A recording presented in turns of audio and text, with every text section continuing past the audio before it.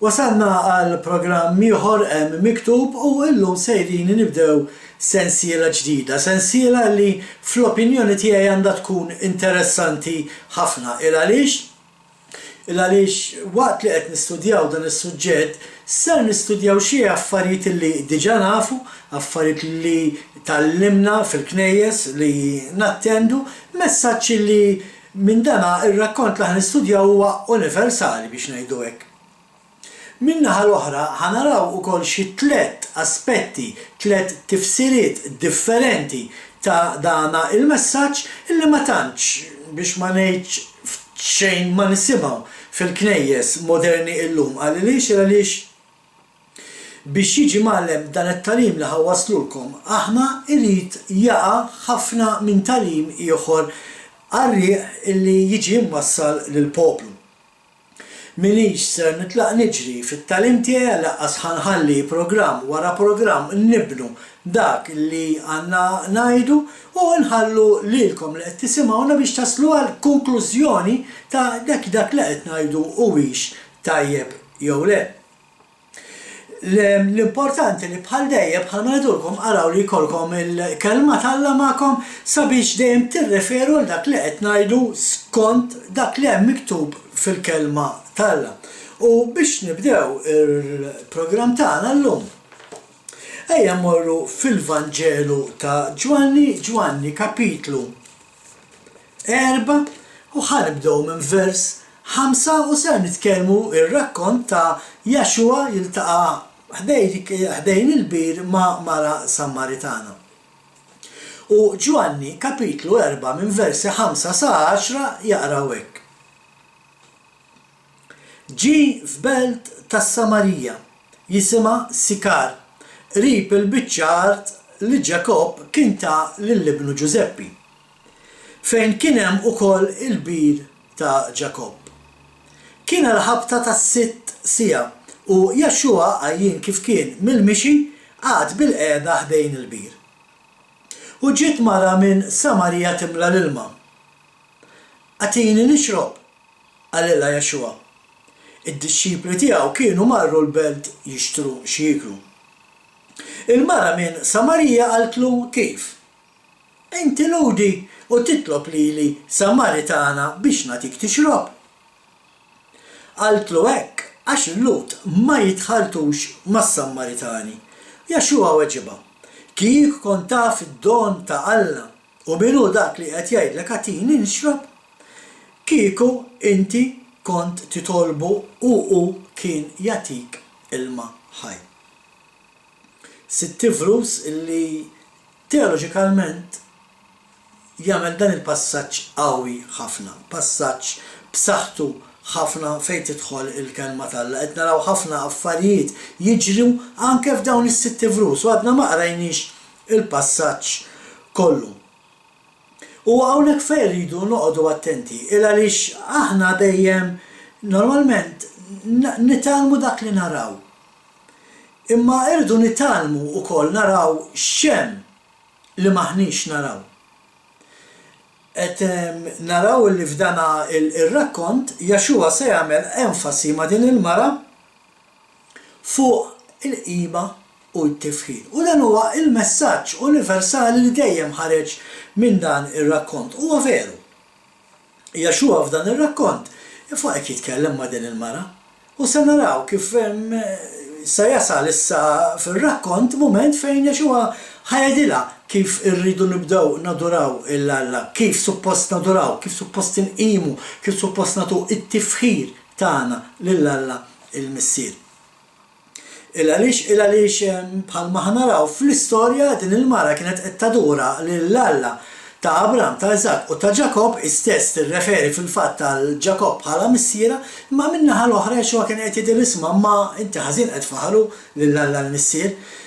U hawnhekk fejn dan ir-rakkont huwa importanti għall-Knisja tal-lum. Għaliex għax anke l-Knisja tal-lum normalment aħna nitkellmu fuq tliet reliġjonijiet li huma qawwija il-Knisja ta' Ruma, l-Knisja Amerikana u l-Knisja Ludija.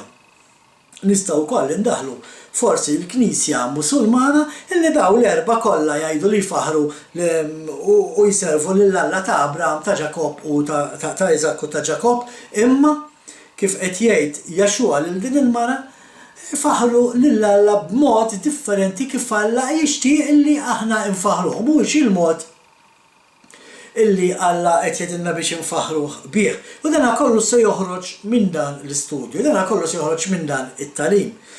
Imma, ejja ħalli nibdew naraw xi affarijiet illi forsi kultant qegħdin hemm nafuhom u ma jeddux minn moħħna, imma biex nibdew nitkellmu fuq is-suġġett tagħna, ejja naraw l-ewwel min qed jitkellem. Mela qed jitkellem Jaxua. Min hu Jaxua? U nafu li Jaxua huwa l-immaġini eżatti ta' Alla li huwa invisibbli. Jekk inti tkun taf min hu Alla li ma tistax tara x'huwa inviżibbli, ħares lejn Jaxua. Dan huwa kliem Jaxua stess meta fl-istess Vanġelu ta' Ġwanni kapitlu 14 versi 8 u 9 Jaxua lil Filippu qed jgħidlu hekk. Qallu Filippu mulej urina l-missier u jkun biżżejjed għalina. Jaxua wieġeb ili daqshekk magħkom Filippu u għadek ma għaraftnix. Min ra lili ra lill-missier. Kif tgħidli urini lill-missier? Mela hawnhekk qed naraw il-Jaxua illi huwa immaġini eżatta ta' Alla li huwa invisibbli. Jaxua li kien mill-bidu u kollox kien magħmul permezz tiegħu. Ma ninsewx li Jaxua huwa il-kelma ta' Alla. Meta tkellem Alla kien qed jitkellem Jaxua. Meta Alla qal ħajkun hemm id-dawl, kien Jaxua li qal ħajkun hemm id-dawl. Ma ninsewx li Jaxua huwa l-kelma tal-Alla magħmul bniedem. Dina ma nistgħu nifqu nirrepetuha qatt forsi xi darba tidħol fl-imħuħ. Aktar minn hekk naraw ukoll li Jaxua huwa l-iktar qawwi tgħidilna l-kelma. Huwa l-iktar b'saħħtu. Jaxua huwa l-glorja tal-Alla manifestata fostna. Meta kienu qed iħarsu lejn Jaxua, għal dawk li rridu jifhmu min Jaxua kienu qed jaħarsu lejn Alla.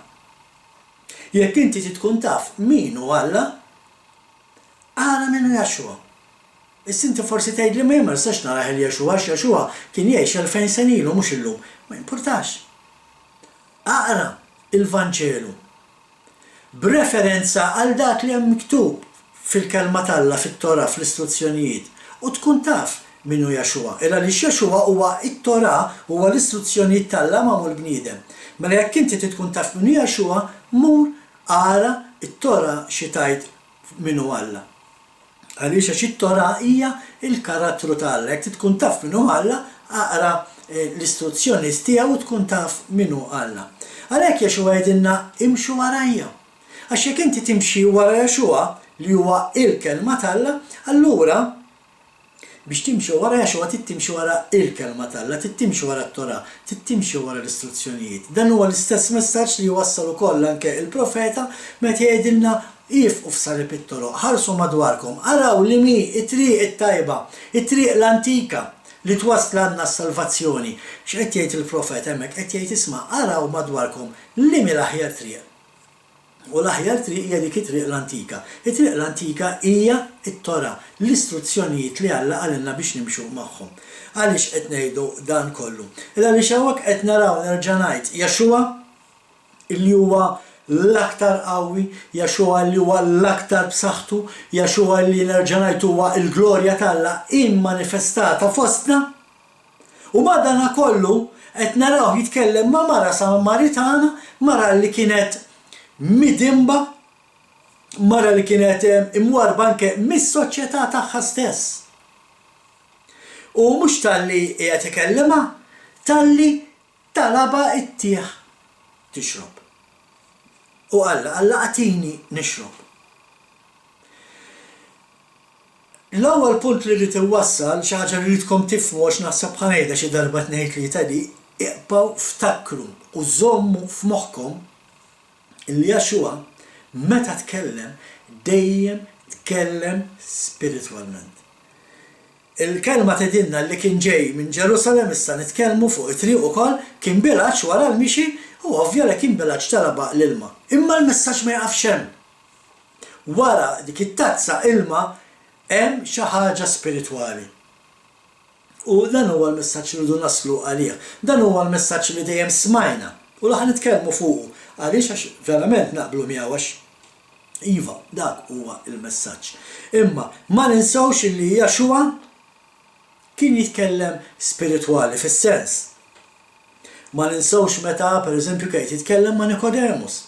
U għallu jekk wieħed ma jitwilidx mill-ġdid ma jistax jara s-saltna tas-sema. U Nikodemus qallu kif jista' jkun xi ħadd jidħol ġuf f'ommu u jerġa' jitwieled. U hawnhekk ma kienx qed jifhem Jaxua x'kien qed jgħidlu. Jaxua kien qed jitkellem spiritwalment irridu nitwieldu mill-ġdid mentri Nikodemu tkellem fin-natural, fil-fiżiku. L-istess bħalma għamel Jaxua meta għallhom ħottu dan it-tempju u jiena nibnieh fi 3 ijiem. U daħqu bih, għallu da tempju bħal dam jinbena snin, ma nafx kemm ir-ruħ, kemm il-persuna ħadet sem fih ix-xogħol biex inbena u da se jibnieh fi 3 ijiem. Ma ndunawx li Jaxua kien qed jitkellem spiritwalment u kien qed jgħidilhom isma' kisru dan il-ġisem, oqtlu dan il-ġisem u wara 3 ijiem nerġa' inqum mill-mewt. Jaxua dejjem kien jitkellem il-messaġġ tiegħu dejjem kien ikun spiritwali. U f'dan ir-rakkont xejn inqas. Huwa rakkont bħal l-oħrajn.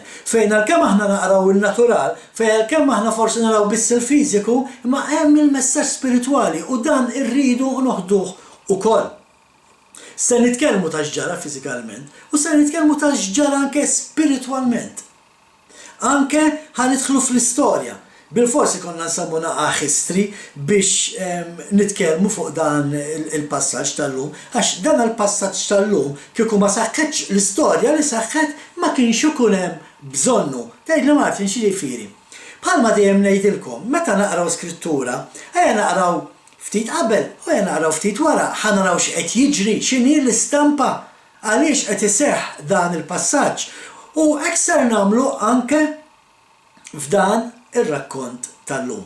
Maħniex se mmorru ħafna l-bot, ser immorru vers 4. Ġwanni 4, vers 4 illi jaqra hekk ara. U kellu jgħaddi minn Samarija. Għaliex huwa importanti dan il-vers? Nerġa' ngħidilkom, mingħajru ma kienx jinbena din l-istorja.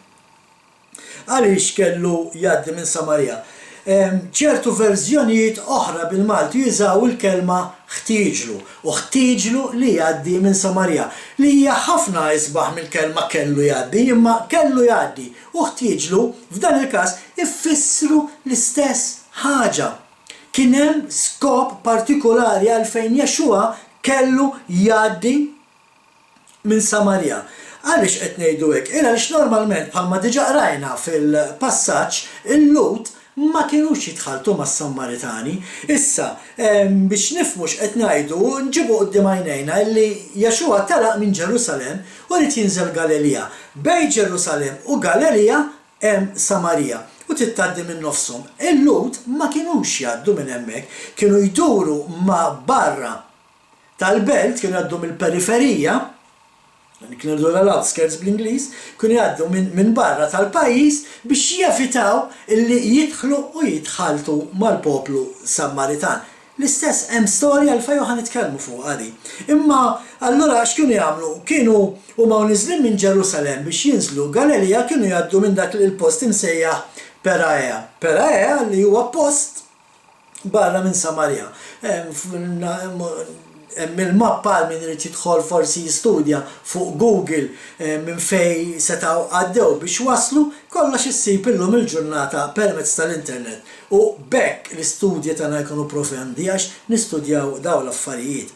X'qed naraw? Qed naraw illi Jaxua flok ħaj triq indiretta, ħaj triq diretta. U kellu żewġ raġunijiet għalfejn jagħmel hekk Jaxua. L-ewwel raġuni kienet il-fatt illi Jaxua qatt ma kiser liġi minn Alla l-Missier. Aqraw fejn tridu fit-Testament il-Ġdid, Jaxua qatt ma kiser l-ebda liġi. Għalhekk jagħmlu dak li hu għalhekk Jaxua il-bniedem perfett, il-bniedem li qatt ma kiser l-ebda liġi. Ħadd qatt ma mela ħlief Jaxua. U Allura għax jiġifieri qatt ma kiser l-ebda liġi. Jaxua ma kienx jobgħod, Jaxua ma kienx ma jaħmilx. Jaxua kien imħabba, kien iħobb. U għalih is-Sammaritani kienu ħobbhom kemm kienu ħobb il-popli l-oħra. U t-tieni punt għaliex Jaxua kellu jgħaddi minn hemmhekk huwa li ried iġib lura parti mill-poplu ta' Alla. Ma ninsewx li hija wegħda ta' Alla li isejjaħ il-popli lura 12 il-tribu ta' Iżrael iridu jerġgħu jirriturnaw kollha u jiġu razza waħda, familja waħda, Alla wieħed, poplu wieħed. U hawnhekk qed naraw din il-wegħda tibda sseħħ. Xi ħaġa li forsi dinha ma nisimgħuhiex fil-knejjes meta nisimgħu it-tagħlim fuq dan ir-rakkont. Nisimgħu biss fuq li Jaxua kien qed jgħid il din il-mara biex tqim l-Alla u tfaħħar il-Alla. Li huwa veru dak huwa l-messaġġ. Imma mhuwiex biss, mhuwiex l-uniku messaġġ. Diġà qed naraw messaġġi oħraw. Jaxua qed iwettaq il-kelma tal-Alla wegħda illi Alla qal isma' jiena wara li ħanferrixkom mad-dinja kollha wara ftit żmien nerġa' niġborkom. U l-istess bħalma Jaxua kien qed jagħmel ma' din il-mara, l-istess qed jagħmel illum ħbib tiegħi. Meta isejħilna Jaxua ikun qed jagħmel l-istess bħalma jkun qed jagħmel bħalma kien qed jagħmel ma' din il-mara. U għal min irid jisimgħu bħalma samatu din il-mara għalkemm kienet midimba, samatu kirdu nagħmlu aħna. Għal min irid jisimgħu Jaxua qiegħed isejħilna. Ejja ħalli naraw xi punti oħra qabel inkomplu niftħu is-suġġett. Mela qed naraw li Jaxua għadda minn Samarja il għaliex ma kellu l-ebda raġuni għalfejn ma jgħaddix, ftakru illi kull ma kien qed jagħmel Jaxua hemmhekk prattikament kien qed imur kontra xi ħaġa tal-Lut, mhux ta' Alla. Kienet liġi tal-Lut illi ma jgħaddux minn hemm, li ma jitħaltux mas-Samaritani. Mhijiex liġi li jagħmel Alla, ma nsibux fit-Tora di, anzi fit-Tora nsibu l-imħabba u l-għaqda bejn il-poplu tal-Alla u dawk li jażlu li jidħlu miegħu. Imma xi ħaġa oħra li qedtilkom ħanedilkom biex iżommu xi affarijiet f'moħħkom, xi ħaġa oħra li tridu tiftakru u żommu f'moħħkom huwa li hawnhekk Jaxua kien qed jikser 3 liġijiet tal-poplu luri. Nerġa' ngħid, Jaxua qatt ma kiser liġi minn Alla l-missier, Jaxua qatt ma kiser liġi mit-Tora, imma iva kien qed jiġi kontra il-liġi tal-Lut. Dik l-istess liġi illi Jaxua qallhom bil-liġi tagħkom ġibtu fix-xejn il-liġi ta' Alla. Bil-liġi tagħkom ġibtu fix-xejn it-Tora qallhom Jaxua. U hawnhekk kien qed jikser, fil-fatt kien qed jiġi kontra 3 liġijiet milli kellu il-poplu ludi. X'kienu daw it-3 liġijiet? Kien qed ikellem persuna Sammaritana li mhux suppost għax ma jitħaltux magħhom. Din persuna Sammaritana kienet mara illi kienet kontra l-etika li raġel waħdu jaqaf ikellem mara waħida, iktar u iktar mara Sammaritana, iktar minn hekk mara midimba. Mela qed naraw li Jaxua jkellem mara Sammaritana li mhux suppost. Hija mara li ma kienet ċetika u biex taxxaqabi kienet mara midimba, kienet qed tgħix fid-dnub. Irridu nżommu f'moħħna illi din il-mara ħbib tiegħi tirrappreżenta lilna, tirrappreżenta l-poplu tal-Alla inferrex mad-dinja kollha. U li Alla qed isejħilna lek qedtilkom tirrappreżenta lilna bħalma Jaxua sejjaħ il din il-mara qed isejjaħ lilna li minħabba dak li għamlu mis-Sirijietna ġejna l-ferxin mad-dinja kollha mis-Sirijietna fl-aħħar mill-aħħar ġew inferxa mad-dinja kollha, tħaltu mal-pagani, xi ħaġa li Alla dejjem qal tagħmlux, tħaltu mal-pagani u tfal kellhom it-tfal u kellhom it-tfal u kellhom it-tfal għal ma nafx kemm il-darba u naslu fil-ġenerazzjoni tagħna. U Alla peress li aħna nagħmlu parti mill-poplu tiegħu qiegħed isejħilna. Qiegħed isejħilna biex induru lura lejh. Aħna Iben il-Ħali. Meta nisimgħu l-istorja tal-Iben il-Ħali nerġa' ngħid anke hemmhekk is-suġġett huwa sabiħ, il-maħfra, l-indiema. U li Alla jaħfirlek, dak huwa s-suġġett, imma mhux hekk biss. Liban il-ħali jirrappreżenta it-tribu tad-dar ta' Iżrael. Id-dar ta' Iżrael li telqet fid-dinja, tħamġet tiekol mal-majjali, u issa terġa' lura lejn Alla. Imma dak studju ieħor insemmu anke fi studju oħra nitu tmur tisimgħuh. Ejja ħanaddu issa għal naqra storja. Illa li jekk ma nitkellmux fuq l-istorja, jekk ma nistendaħlu ftit history, ma nistgħux naslu biex nifmu x'qed jiġri f'dan ir-rakkont. U l-istorja tgħidilna li 700 sena qabel twieled Kristu dejjem bejn wieħed u ieħor, id-dar ta' Giuseppi, jew hekk imsejħa kif inhi magħrufa d-dar ta' Iżrael, ġiet maħkuma mill-Assarjani u inferxa mad-dinja kollha. Ma nafx tafux l-istorja intom, Iżrael maqsum fit-tnejn in-naħa ta' fuq wara li mit Salamun it-tifel tiegħu u persuna oħra kienu qed jaħkmu Iżrael u qasmuha fit-tnejn. Wieħed ħa in-naħa ta' fuq u li ħorħa in-naħa t'isfel. In-naħa ta' fuq ta' Iżrael kienet tissemma id-dar ta' Iżrael jew id-dar ta' Giuseppi u kienet tappartieni minn 10 tribujiet, waqt li in-naħa t'isfel kienet magħrufa bħala id-dar ta' Ġuda u kienet kellha ġo fiha żewġ tribujiet, it-tribu ta' Ġuda u it-tribu ta' Benjamin. Magħhom kien hemm ukoll xi Leviti. Mela, x'ġara f'din il-qasma jekk intom taqraw il-ktib tat-tieni Slaten, taraw x'kien ġara l-naħa ta' fuq ta' Iżrael kienu tbedu minn Alla, bdew jadoraw suppost l-Alla ta' Iżrael. Imma mhux fil-ġranet li jilitu, imma fil-ġranet li ddeċidew huma bnew tempju ġewwa Betel biex flok joqgħdu jinżlu b'Ġerusalem iqimu l-mulejt l-darbit fis-sena imorru hemmhekk u allura x'qed naraw? Qed naraw l-istess ħaġa li l-poplu tal-Alla qed jagħmel illum. Daw bdew jaħsbu li tiqimu lill-Alla ta' Iżrael, imma bdew iqimu l-Alla ta' Iżrael skont kif dellhom huma. Għaliex għax Alla ta' Iżrael għamel ġranet partikolari li aħna għandna niċċelebraw bħala festi tiegħu u kien għamel post partikolari, it-tempju ġewwa Ġerusalem fejn il-poplu jmur 3 darbit fis-sena iqimu.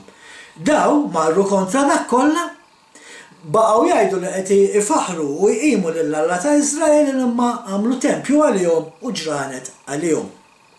L-istess bħalma jagħmlu ħafna llum fil-reliġjonijiet ħansejħulhom hekk Kristjani li jaduraw suppost l-Alla ta' Abraham, Isakku ta' Ġakob imma fuq termini tagħhom ivvintaw festi huma warbu l-festi tal-mulej l-istess bħalma għamlu daw ġifieri.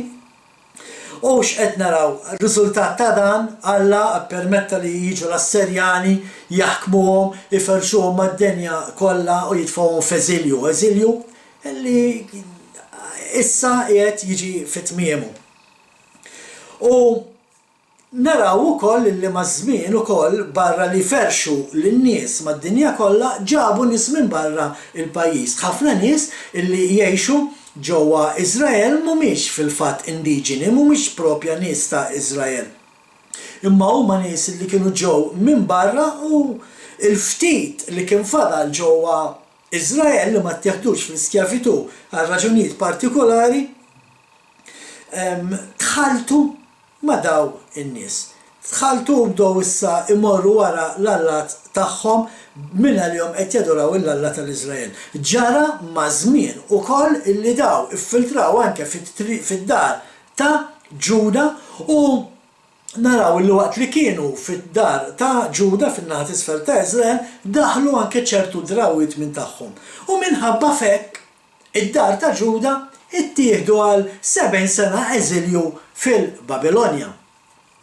Interessanti naraw li meta ġew lura mill-eżilju wara 70 sena u ġew u bdew jirranġaw is-swar u jerġgħu jippruvaw jibnu dak li kienu sabu mwaqqa ġo Ġerusalem, is-Sammaritani talbuhom din jekk m'iniex sejjer żball l-istorja ta' fil-ktib ta' Eżra, talbuhom biex imorru jgħinuhom u l-tribu ta' Ġuda qalulhom thank you.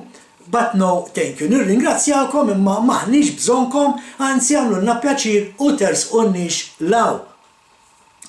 Għaliex għax U huma kienu l-kaġun li minħabba fihom marru fl-eżilju ta' Babilonja. U allura issa rridu joqogħdu attenti li ma jerġax jiġu l-istess. U għalhekk l-istorja tgħidilna li Lut ma kienux jitħaltu mas-Sammaritani, għalhekk qedtilkom hemm bżonn inkunu nafu l-istorja ta' x'ġara. Apparti hekk naraw li s-Sammaritani b'dak li kienu qed jagħmlu kienu qed jiksru wkoll l-ewwel kmandament. Ma jkollokx Alla ieħor għajri. Issa aħna nafu li t-tribu ta' Ġuda, anke għal dawk li ma jafux, ħad tkunu tafu llum, it-tribu ta' Ġuda huwa it-tribu fdat bl-orakli tal-mulej. Il-kelma tal-Alla, it-Tora, qiegħda għand it-tribu ta' Ġuda u minn hemmhekk trid toħroġ u tinferex mad-dinja kollha. Meta jerġa' jiġi Jaxua u jibda jgħallem il-kelma tal-Alla mhuwiex se jgħallem it-tagħlim ta' Ruma, mhuwiex se jgħallem it-tagħlim tal-Knisja Amerikana, imma se jgħallem dak li hemm miktub fit-Tora li bħalissa qed jiġi imħares mit-tribu ta' Ġuda ġewwa Iżrael.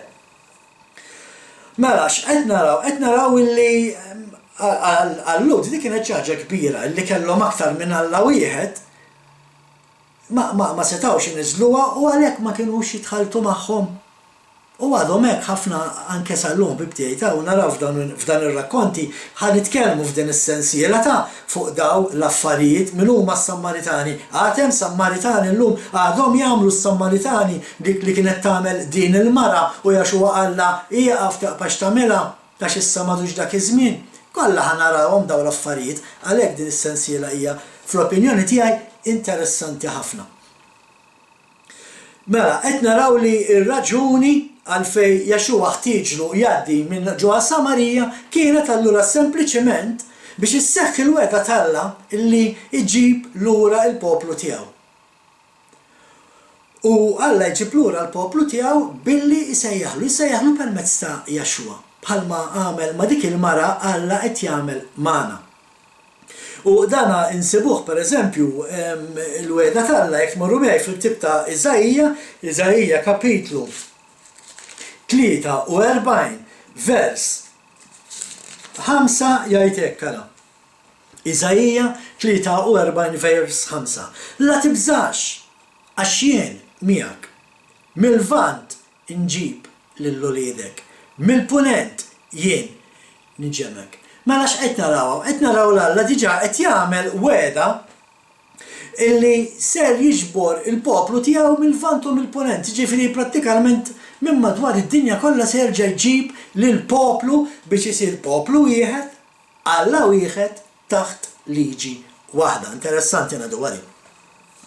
Ejja naraw skrittura oħra fl-istess Iżajija din id-darba nkun morru kapitlu 54 u ħanaqraw versi 6 u 7. U Iżajija 54, 6 u 7 jaqra hekk. Iva, bħal mara mitluqa u mdejqa f'qalba sejjaħlek il-mulej. Bħal mara mitluqa f'żożita jgħid il-mulej Alla tiegħek. Għalhekk għal ftit jien tlaqtek, imma b'imħabba bla qis jien nerġa' niġbrok. Mela qed naraw l-Alla tinsewx Alla qed jitkellem fuq mara għaliex għax Alla dejjem qal isma' jiena nkun ir-raġel tagħkom u intom il-mara tiegħi spiritwalment. Għalhekk intom il-liġi, il-ketuba, il-kitba ta' żwieġ biex il-poplu ta' Iżrael iżżewweġ il-Alla. U Alla qed jgħid isma' inti bħal mara mitluqa, mara mdejqa, mara li ma tafx fejn taqbad tmur għax m'intix qiegħda ma' żewġek. Dan huma għalhekk qedtilkom jien araw x'qed jgħid Jaxua lil din il-mara. B'referenza għal dak li hemm miktub fit-Testament l-Antik. U hawnhekk Alla qed jgħid isma' tlaqtek bħal mara mdejqa, mara li inti mitluqa f'żożitek. Għalma għal ftit tlaqtek, issa qed insejjaħlek lura għax inħobbok b'imħabba bla qis. Għalhekk Jaxua ħtieġlu jgħaddi minn Samarija biex titwettaq din l-iskrittura, sabiex titwettaq din il-wegħda tal-Alla illi Jaxua beda jiġbor id-dar ta' 12 tribu kollha ta' Iżrael. Dan huwa kliem Jaxua stess jekk tmorru miegħi fil-Vanġelu ta' Ġwanni, marru miegħi fil-Vanġelu ta' Ġwanni. Iqpaw kapitlu 4, imma għal ftit ħin ħammorru kapitlu 10 biex naqraw dan il-vers. Ġwanni, kapitlu 10, vers 16 jaqra hekk. Għandi wkoll ngħid oħra li mhumiex minn dan il-maqjel, lilhom ukoll jeħtieġ li niġbor u huma jisimgħu leħni. U jkun hemm merħla waħda raj wieħed. Qed nerġgħu nisimgħuha, ġifieri Jaxua qed jgħid isma' it-tribu ta' Ġuda mhux biss it-tribu ta' Ġuda il-poplu tal-Alla, imma hemm ħafna iktar ngħaġ li mhumiex f'dan il-maqjel, mhumiex fit-tribu ta' Ġuda. Qal imma jiena ħanibda niġborhom, insejħħhom u huma jisimgħu leħni u jerġgħu jiġu lura għandi u allura ħankunu merħla waħda, ġifieri poplu wieħed. Taħt raj wieħed, ġifieri taħt Alla wieħed, u allura taħt liġi waħda. Kien qed jirnexxi Jaxua f'dak li kien qed jagħmel u żgur li kien qed jirnexxi. Naraw pereżempju f'din l-istorja kapitlu 4 ta' Ġwanni l-mara ħdej il-bit, naraw kif din il-mara x'in kienet qed titkellem ma' Jaxua qaltlu naħseb li inti il-Messija inti profeta. U marret tiġri lura fil-belt tagħha ta' Samarija, marret issib dawk in-nies li s-soltu jaħarbuha, marret tissib dawk in-nies li s-soltu taħrab għalhekk kienet qiegħda fis-sitzija ħabel il-bit fl-eqqel tax-xemx. Għal min mar Iżrael jaf xi sħana tkun matul il-ġurnata, ix-xemx kemm tkun qawwija u taħraq. U għalhekk u din il-mara kienet tmur waqt dak il-ħin biex iġġib l-ilma biex ma tiltaqax man-nies l-oħra li kienu jgħidu li hemm fuqha għax kienet midimba tgħix fid-dnub. Imissa qed naraw l-istess mara tmur tfittex dawn nies li stess taħrab u qed tgħidilhom ejja tax ikolli ngħid naħseb illi sibt il-Messija. U l-kelma tgħidlek illi ħafna ġew semgħuh u emnuh. U żgur li ħajjirnexxi fil-missjoni tiegħu Jaxua, mhux hekk. Interessanti naraw li din il-mara bħal mettilkom ħabib tiegħi tirrappreżenta lili u lilek, tirrappreżenta lilna li ġejna li aħna inferxin mad-dinja kollha issa, ormai missierna kienu ġew inferxin mad-dinja kollha, aħna riżultat ta' hekk inferxin mad-dinja kollha, imma Alla jaf min hu tiegħu. Alla jaf min huma n-nies tal-poplu il-poplu tiegħu. Anke jekk m'intix tal-poplu tiegħu, Alla jaf minn huma dak in-nies li għandhom qalbhom għalih u għax għandhom qalbhom għalih, Jaxua qed isejħilhom u qed jgħidilhom oħorġu minna u lili, teqpawx parti minn dik il-Babilonja. Għandna tagħlim fuq dan, ħalli meta jiġi l-kastig tagħha ma teħdux sehem minnhom intu wkoll. Jiġifieri Alla mhux qed isejjaħ biss il-poplu li huwa Iżraelita, imma qed isejjaħ ukoll lil dawk il-popli li verament iħobbu l-Alla. Imma jekk inti verament tħobb l-Alla issa, tittamel bħal ma għamlet din il-mara, tisma' x'qed jgħid Jaxua, tirċievi r-revelazzjoni. X'in ir-revelazzjoni? Ir-revelazzjoni hi li l-Ispirtu Santu jmexxik fil-verità u x'inhi l-verità? Il-kelma tal-Alla hija l-verità, it-Tora hija l-verità. Mela meta inti tagħti ħajtek il-Jaxua, l-Ispirtu Santu se jigwidak biex issa tibda tgħix dik il-ħajja. U hekk tkun qed tagħmel dak li Jaxua qal din il-mara illi ħanitkellmu fuq f'din is-sensiela wkoll. Ħatibda tqim l-Alla, tfaħħar l-Alla fl-Ispirtu u fil-verità. Għaliex fl-Ispirtu? Fl-Ispirtu għax ħanaraw Jaxua x'qalla din il-mara. Alla qed jasal żmien, Alla anzi issaw illi la noqogħdu nfaħħru l-mulej fit-tempju. Jaxua kien jaf li t-tempju kien se jinqered, ma kienx ser jeqpa' hemmhekk. Imma Alla tiġi żmien la nibdew nfaħħlu l-Alla fit-tempju u laqqas intom fuq il-muntanja Gerizim. U dak huwa il-messaġġ kollu ta' din l-istorja. Ħanibdew nfaħħlu l-Alla fl-Ispirtu. M'għandekx għalfejn tmur ġo tempju inti, m'għandekx għalfejn tidħol ġo binijiet biex tfaħħar il-mulej. Hawn ħafna illi rajja spiritwali li l-post tagħhom sejħlu santwarju. Jiena ifhimni, Alla jgħid li faħħarna, Alla jgħidilna biex nfaħħruh fl-Ispirtu m'għandekx għalfejn tmur fl-ebda santwarju biex tfaħħar il-mulej. Jekk inti fil-kamra tas-sodda tiegħek intu titlob għal kubtejk tiltaqa' mal-mulej, dik il-kamra hija s-santwarju tiegħek. Imma dak mhux it-tagħlim tal-lum. It-tagħlim tal-lum huwa illi qed naraw illi issa qed irfaħlu l-Alla fl-ispirtu, inkunu fejn nkunu, mdawrin bil-kreazzjoni tiegħu, kollox jipponta lejn Alla l-missier meta naħarsu l-kreazzjoni, ma tistax inti tħares lejn il-kreazzjoni u ma temminx li hemm kreatur, ma tistax inti tħares lejn din id-dinja u ma temminx li hemm disinjatur, u għaldaqstant ma tistax ma tfaħrux ta' dak kollu li jagħmel. Hekk inkunu qed infaħru l-Alla verament fl-ispirtu. Inkunu qed infaħru l-Alla verament fl-ispirtu meta nemmnu illi Jaxxua hu il-kelma tal-Alla. Min-naħa l-oħra irridu nfaħru l-Alla wkoll fil-verità. U biex nfaħru l-Alla fil-verità irridu nimxu wara l-kelma tiegħu, irridu nimxu wara l-istruzzjoni tiegħu, irridu nimxu wara it-Tora tiegħu. Għalhekk Jaxxua qalilna imxu warajja. Tinsew xedna fil-bidu tal-programm, Jaxxua huwa il-glorja tal-Alla manifestata fostna. Jaxxua huwa il-kelma tal-Alla magħmul bniedem, mela biex timxi wara Jaxxua timxi wara l-kelma tal-Alla, timxi wara it-Tora. U dan huwa dak li qed jgħid Jaxxua lil din il-mara, ira għaliex qed jgħidilha hekk Jaxxua lil din il-mara.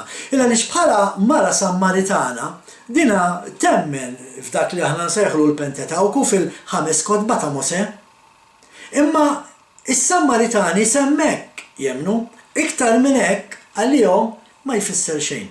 Jimxu biss ma' dawk il-5 kotba.